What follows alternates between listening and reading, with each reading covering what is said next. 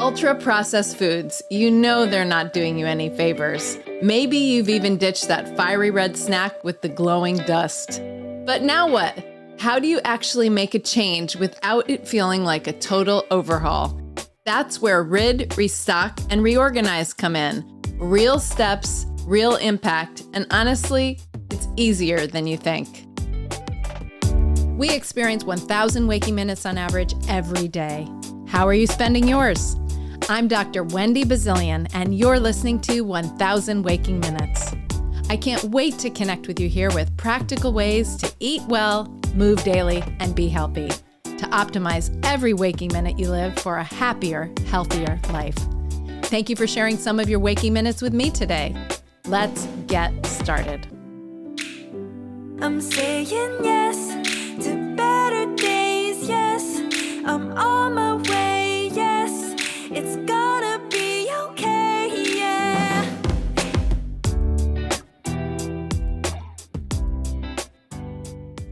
Welcome back to 1,000 Waking Minutes. I'm Dr. Wendy Bazilian, and today we're making it real. Because when it comes to ultra-processed foods, so many people feel stuck. You hear all the stats, you see the headlines, and you know that ultra-processed foods aren't ideal. But beyond throwing out that sort of neon-colored chip, we all know which one that is, what's next? And that's what we're tackling today. We're moving from the knowing to the doing.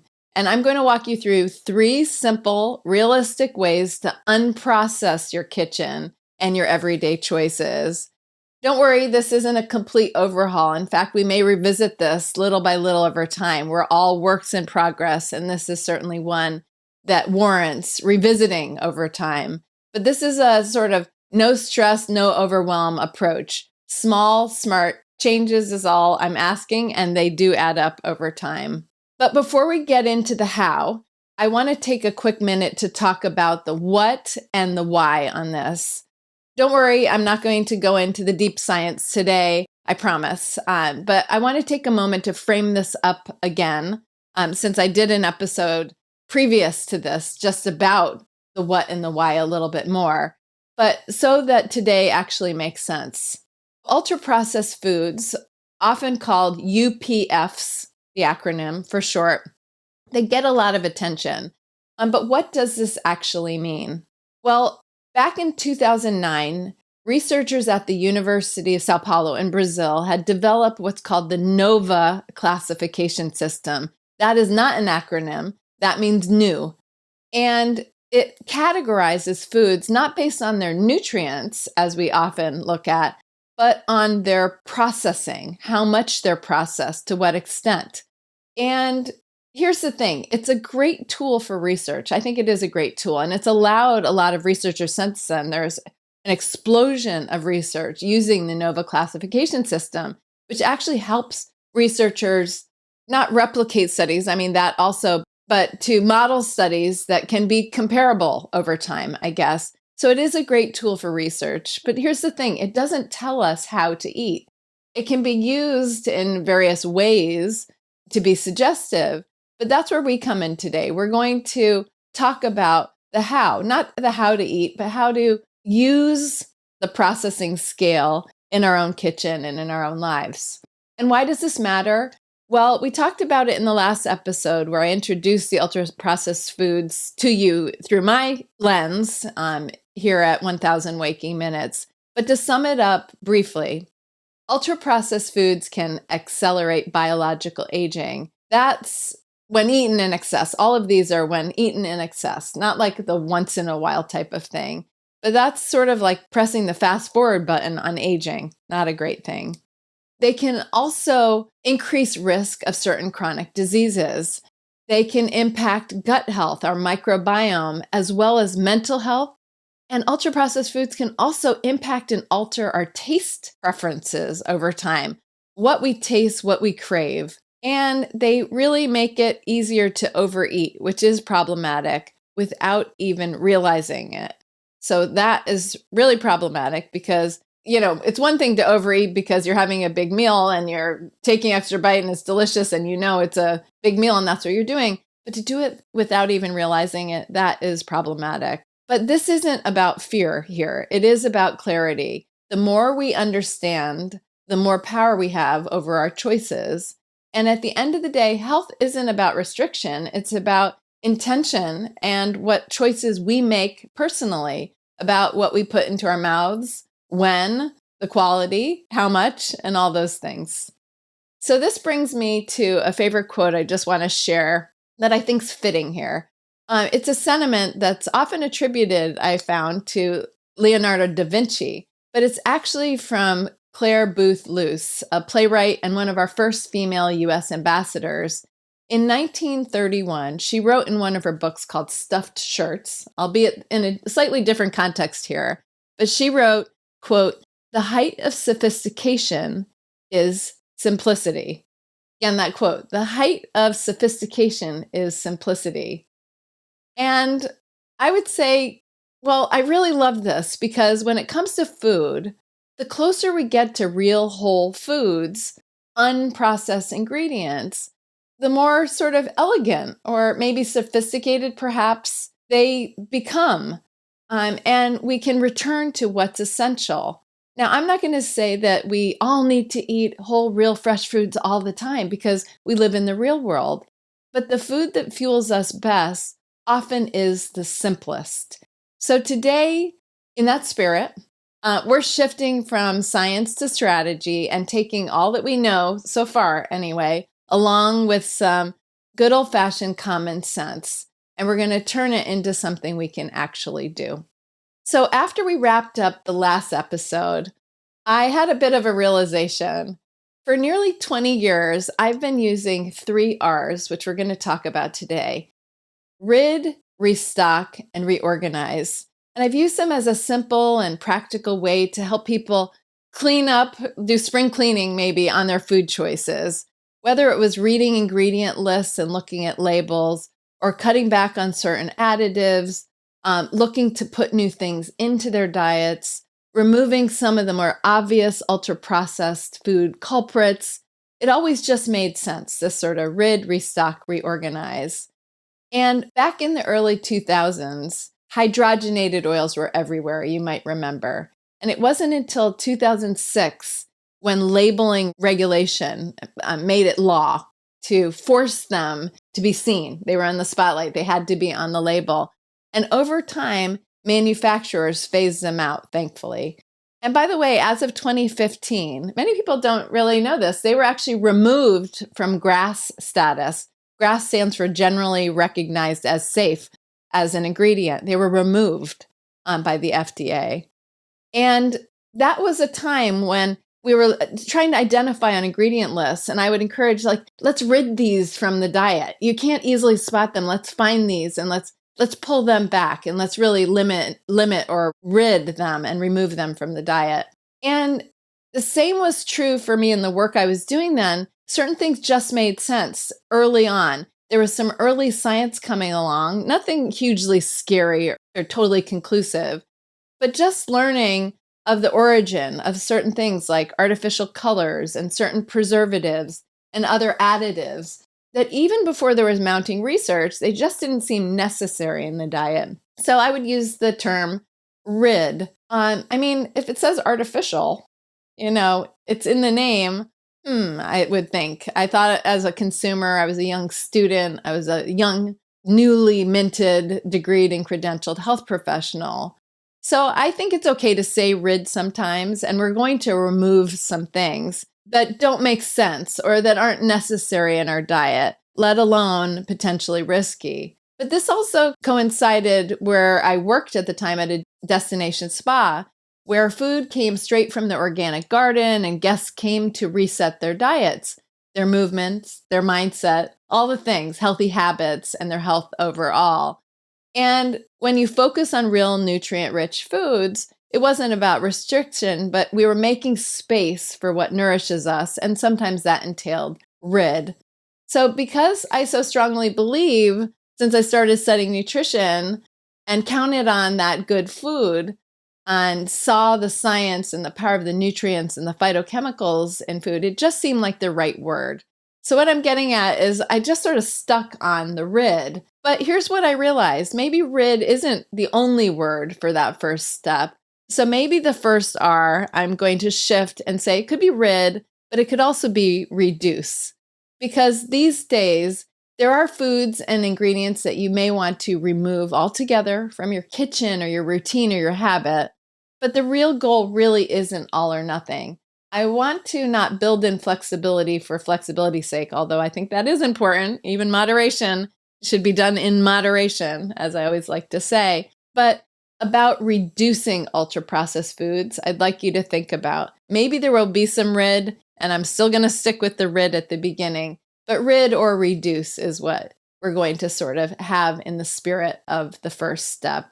Then we're going to talk about restocking, and then we're going to talk about our environment, focusing on the environment that you have and what you can do there in reorganizing, where you have control, say the fridge or the freezer. And the best part is that even small reductions can make a big difference.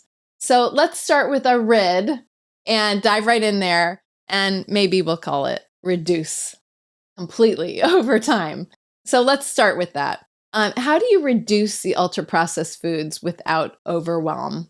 I don't mean going through your kitchen with a bulldozer or like a tornado that tosses everything out in sight, because that full sort of reset actually can be disastrous for some. In fact, many people who have done that, and occasionally I've heard people come to me who said, I took everything out.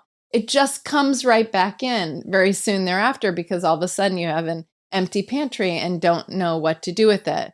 It doesn't have to be that dramatic of an overhaul, but it is about making intentional choices one at a time.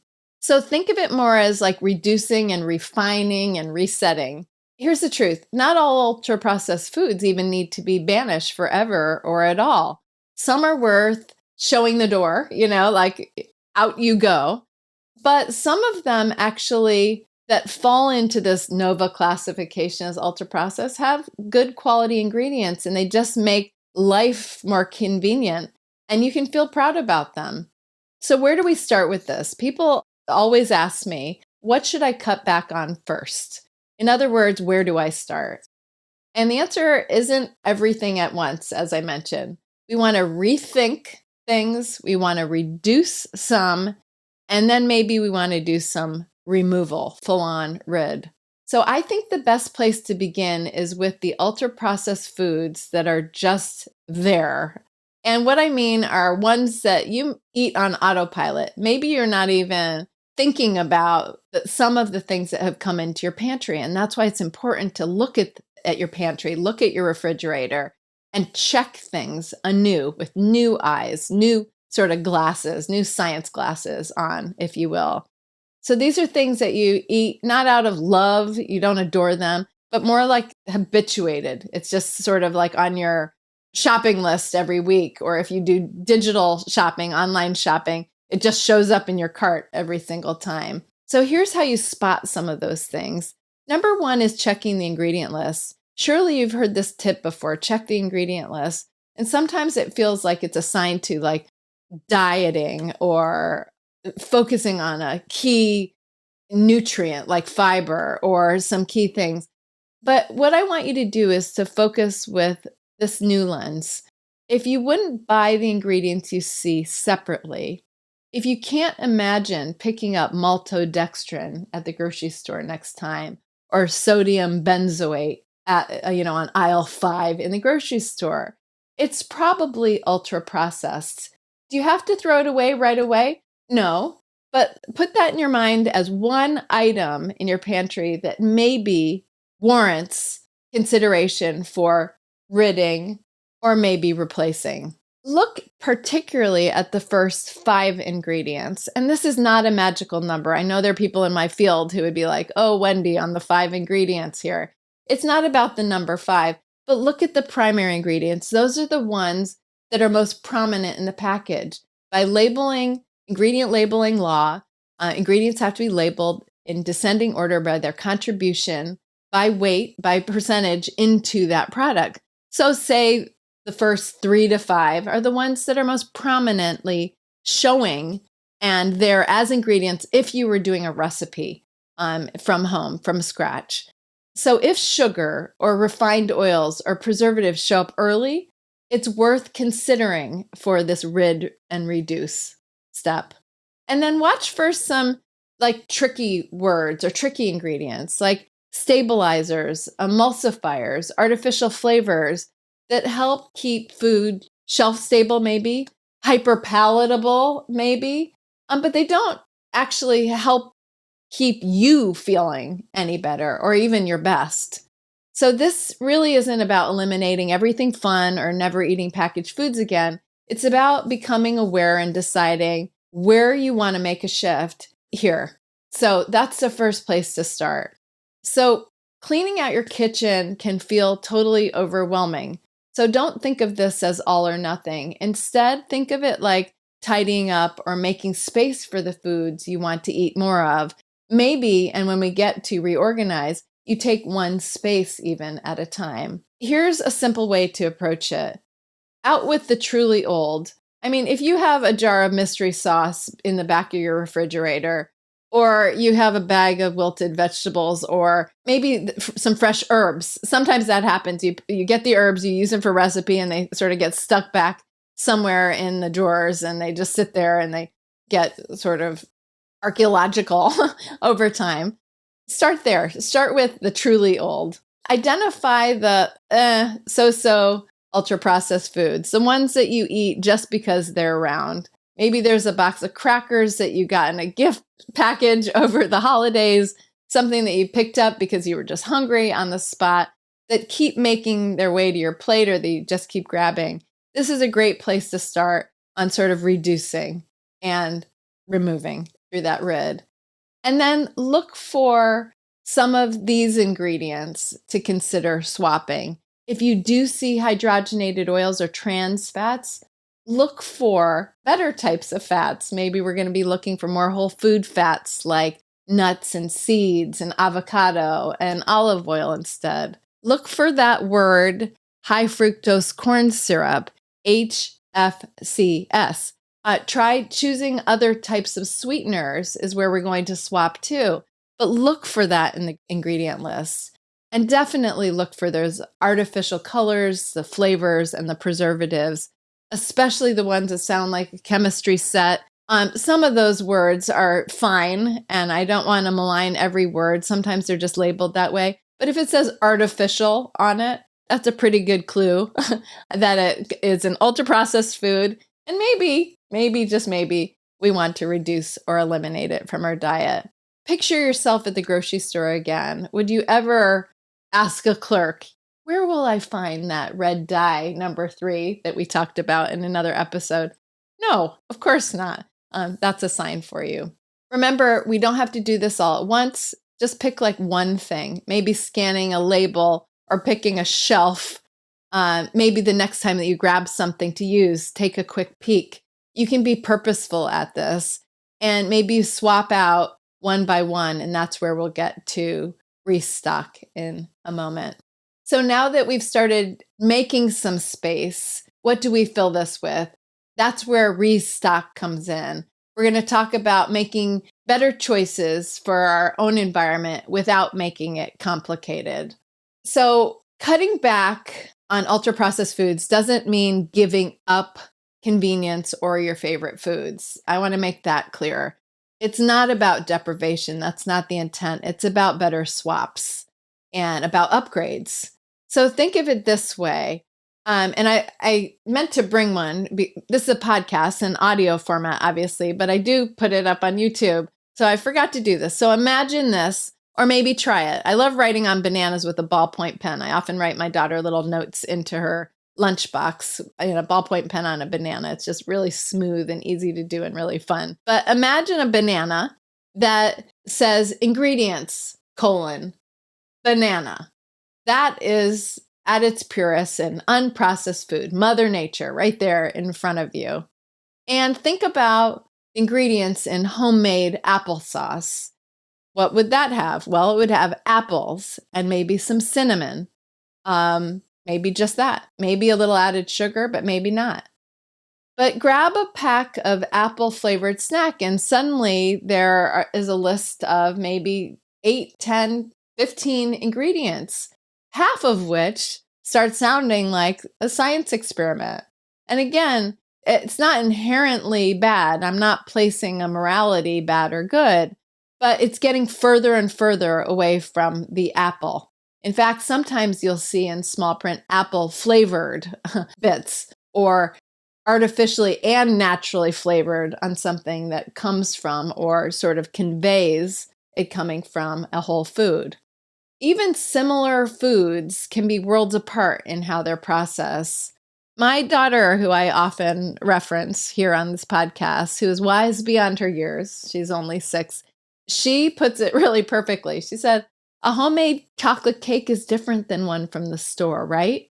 It's still the cake, but think about the level of processing from one that you do at home, which is processing, by the way. Baking is a process, but it is and can be totally different. And that's what we're thinking about when we restock. We're bringing in more whole, real food ingredients to the front and fewer unknown or helper ingredients that some call mystery ingredients or scientific or chemistry names.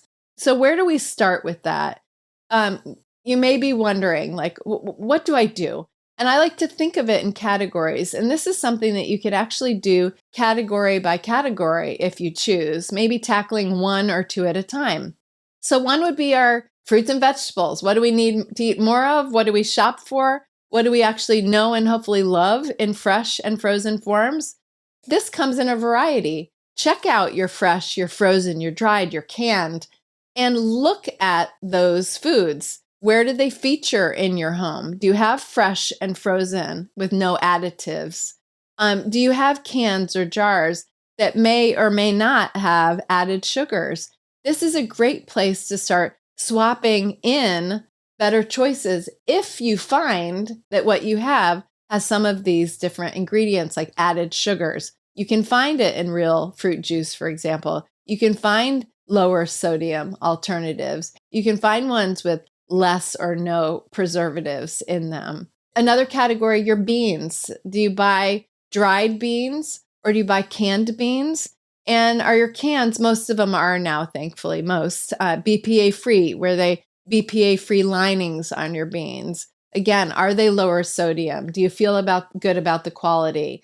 Are the ingredients just basically the bean and salt? What's in it? Take a look. This is where we can start to choose to, in that reduce, to restock and swap in. Your nuts and seeds. This is a good place. Make sure that you have them. As long as you can enjoy them and people in your family don't have allergies to tree nuts or peanuts, think about keeping them in the fridge. And we're going to talk about reorganizing in a minute. Think about your whole grains, the whole category, everything from pasta to oatmeal to quinoa to rices. If it's in a package, check that whole is the first ingredient on most of them. You know, I'm an advocate of white rice. We have white rice in our family. You can have them, but be aware of what you're purchasing and what kind of swap ins in restocking you can make. Look at your lean proteins, whether it's fish or poultry, plant-based options, meats. Look for humanely and sustainably raised when possible. Look for lower additives. Look for sort of the markers, both on the ingredient list and the front of package, that give you some assurance when you're swapping in. And I would extend that to your eggs and dairy. Look for things that, or in your plant-based options, looking for no added sugars as well. And look for ways that you can upgrade or pat yourself on the back because maybe you're doing some of these things already. Maybe in this world of overwhelm, you don't have as many ultra-processed foods in your home than maybe you thought or were challenged by in your mind. And then an important category is snack foods. Think about, the more natural nut butters that maybe don't have the added sugars. Few, but some still have the high fructose corn syrup in them. Think about the whole fruits and cheese and plain nuts for your snack foods. Think about replacements for some of, not all of, the packaged boxed snacks. And then an important one, hit that refrigerator door. That's where I keep them mostly, but the condiments.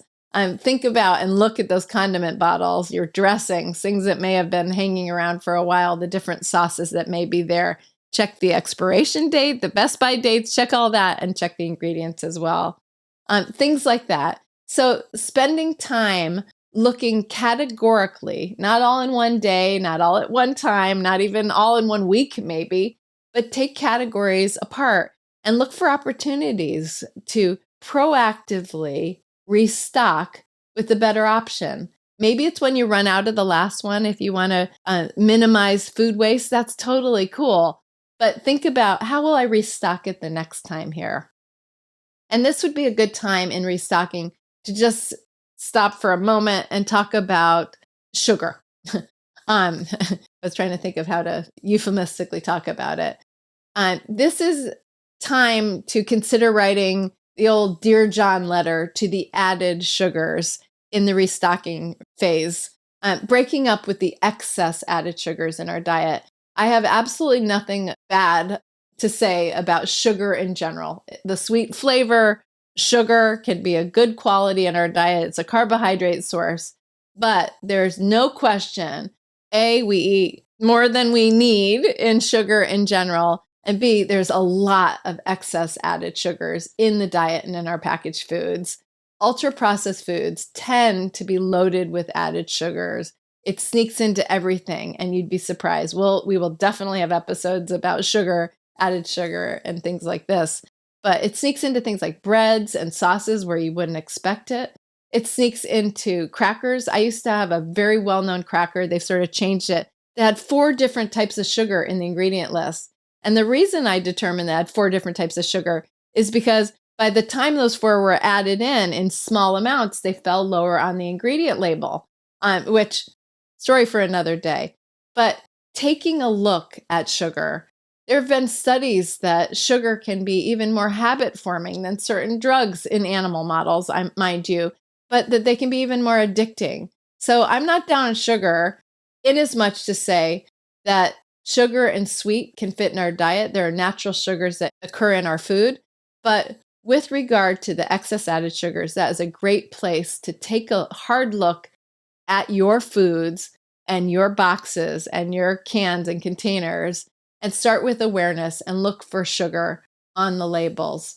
Look for gradual ways to swap out the excess added sugars in for, and cutting back slowly to get your taste buds naturally accustomed to the more natural sugars if you haven't already, when you do add them, and be the one to add them most of the time. And rethink your beverages, because a lot of added sugars really show up in the sugar sweetened beverages like soda and fruit juices and whatnot. So I just want to give you a few examples within the restock, and then we'll move on to reorganize. Again, the idea here is not to overwhelm today, but to get you thinking about how to take this little by little in managing ultra-processed foods in your own home and your pantries. So here's a few examples. Let's say that you enjoy flavored yogurts. Maybe you can shift, and it may take a couple steps, but toward a plain yogurt with sort of DIY toppings. Maybe you add your own fruit. Maybe you add a little cinnamon or a drizzle of honey instead. You start controlling, because remember, this is about processing, not just the ingredients, but it's about upgrades and the level of processing. So maybe you can shift your yogurt. If you enjoy like either a sugar sweetened, if sugar sweetened cereals or cold cereals are in your pantry, or even if they're not sugar sweetened, maybe you take a look at them and say, is there an upgrade that I can do there, a swap in? Maybe there's a whole grain cold cereal with an upgraded ingredient list and fewer additives and other things there. There's many on the market these days. Or maybe you can go toward a rolled oat and that have more fiber and maybe less sugar and still delicious and filling. And you get to control the sweetness in that regard. When it comes to things like packaged savory, salty snacks, think about packaged chips and what could upgrades be? So maybe it's the roasted chickpeas or the salty seaweed snacks that are popular now, or even popcorn. And the reason here is not going down on fried even, or saying that chips are bad, but it's about getting more nutrition in. So this part is really key. You can season them however you like. You can still enjoy your chips when you have them. And, even I was going to say others may have said in the past, well, get baked chips instead. But I really want you to be thinking about in this ultra processed journey about what can I shift or swap to in restocking. It actually gives me a boost nutritionally. Like chickpeas will add plant-based protein and fiber. Popcorn is a grain that has fiber in it, and it's low calorie, high crunch, and you can add the flavoring yourself. So it's adding something in your crunchy, salty snack. Things like granola bars, maybe you can shift to trail mixes that you are DIY, mix and match on your own. Or there are some really nice natural bars now that have really simple ingredient lists. The macro bars I like, Kind has a number of them, Cliff Bar. There's a number of others as well. But maybe customizable and more wallet friendly are some of the DIY options where you mix and match your own trail mix to suit your taste. You can throw in the dark chocolate chips or chocolate chips if you like as well. You're in control, because we're really talking about upgrading the quality and the nutrition at the same time. And then I'll finish in this sort of restock era that we're in right now with our store-bought dressings, just because many of us still have those in our refrigerators on the refrigerator door. Many times, take a look at those. Classic bottled dressings are very often loaded with stabilizers and sugar and other preservatives. And it is really easy to make your own simple dressing. And I just keep a ball jar with a secure, a good lid on it, readily available so that you can add some ingredients and make an olive oil or a mixed blended oil, vinegar, some kind of citrus, some kind of acid, some herbs and spices, and have super simple, delicious dressings. So that's the last place that I'm going to focus on here before we jump into Reorganize. The goal, again, is not to throw out everything in the rid phase or to dive in and restock and do a grand slam shopping spree at the grocery store, but just pick one thing at a time or one category at a time and look for your opportunities to restock. See how it feels. And if you like it, then try another. That's how real change happens incrementally over time. And I have to tell you, there have been clients that I've worked with over the years where I'll remember something that they did, a shift that they made maybe a year before. And by the time we talk about it again, they've forgotten that they ever did anything different. When it's small incremental changes, it can be really incredible. It really becomes part of your life. So I encourage you to think about that. So finally, we've got better choices in the mix. We've started reducing and clearing space. The last one is Reorganize. This is the Rid, Restock, Reorganize. It's really a great time to set ourselves up for success and also create awareness of the change that's happened. And that's what can happen when you shift things around visually in your home. It's like a little reminder that you can do. So you've made the space, you've added those improved choices. Now to make them work in your real life is about putting them in front of you so that you select them. So let's be honest, we don't eat based on logic all the time. We eat what's right in front of us. And sometimes it just looks good. We see it, we grab it. That's where you put your food, and where you put your food matters and why it matters just as much as what you buy. So this isn't about going picture perfect here. You do not need a Pinterest-worthy kitchen or Instagram-worthy, wherever you are on social media, but setting things up that reflect the health that you can choose on a regular basis.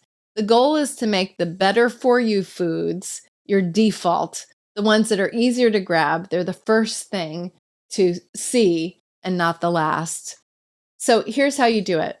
First, clear the clutter. A lot of people are decluttering these days, but try to clear space so that you don't have the cookie jar front and center unless you just made cookies and it's a cute cookie jar and you're doing that on purpose. Move that away. The box of snacks, don't let them be staring at you all day so that you walk by and you want to have one. Put the bag of chips away if you do have bags of chips or even snack foods in general. Find the space for those and swap those out. Make front and center the fruit bowl. Have a fruit bowl on your counter. So it's right there in front of you. It's beautiful art. It changes with the seasons. And fresh fruit is just so much prettier to look at than bags and packages and all that kind of stuff. In your refrigerator, put the good stuff up front.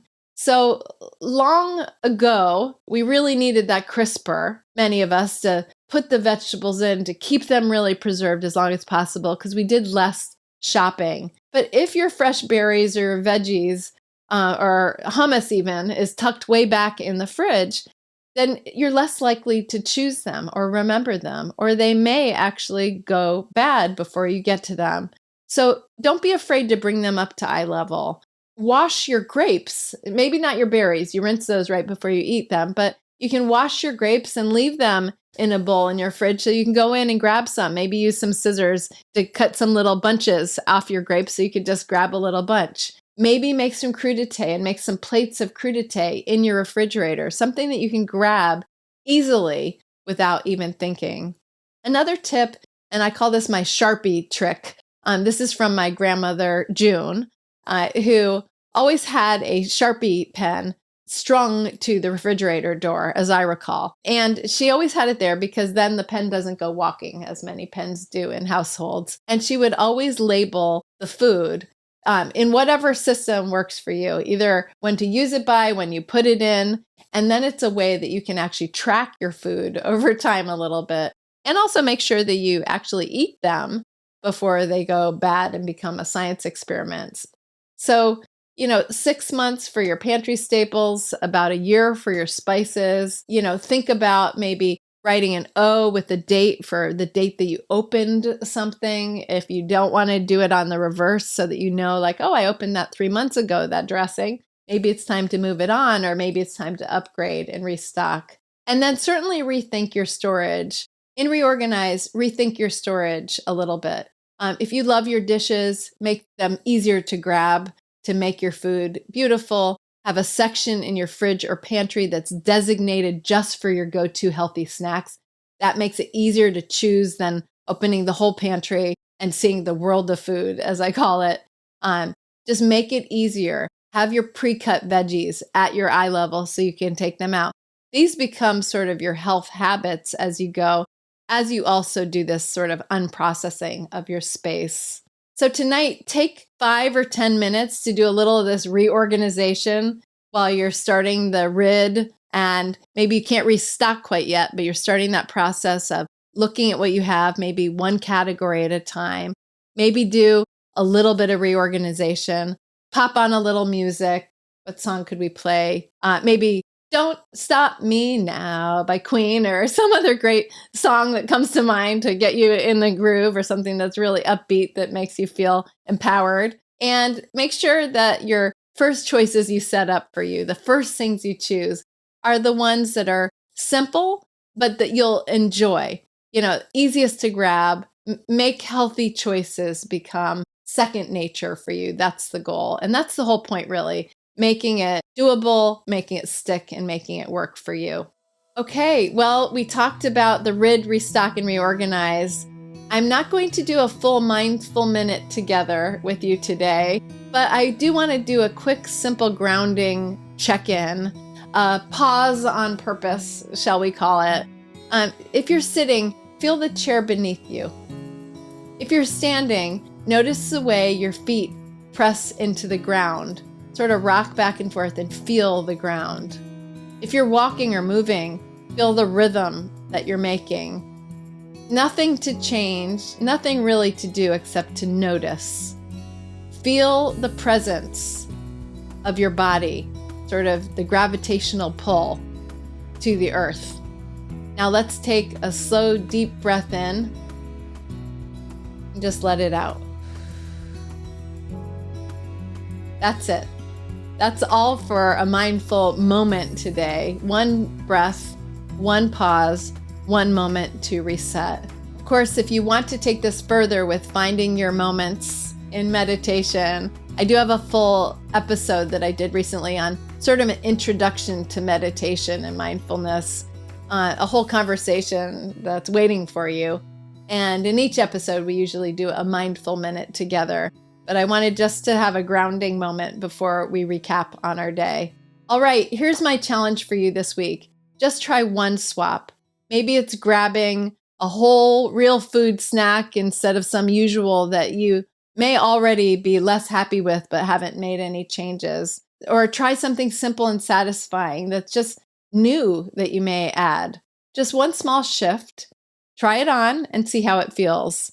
Remember, this isn't about rules or any kind of perfection that we're going for. It's about movement in the forward direction, shall we say, because these little steps do add up over time.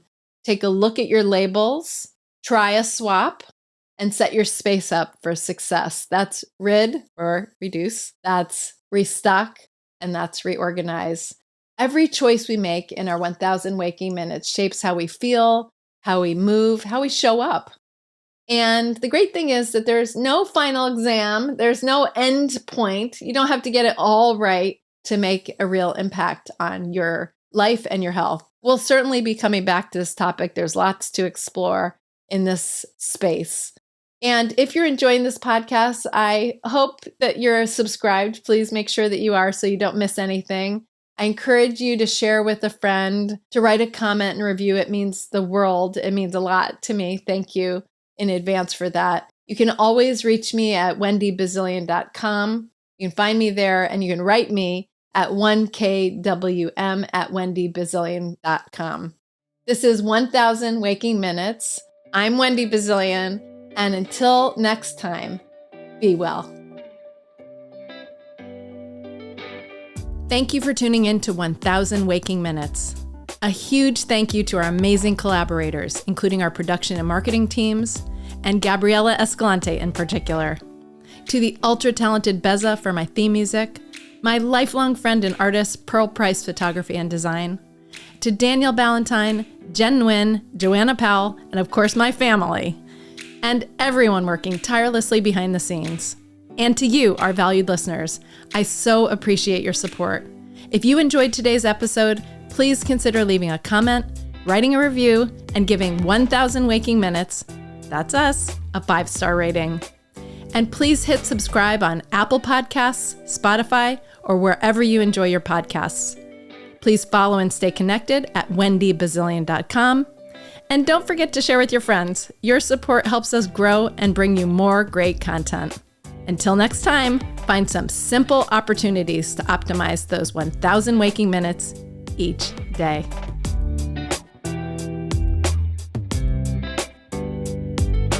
I'm saying yes to better days, yes. I'm all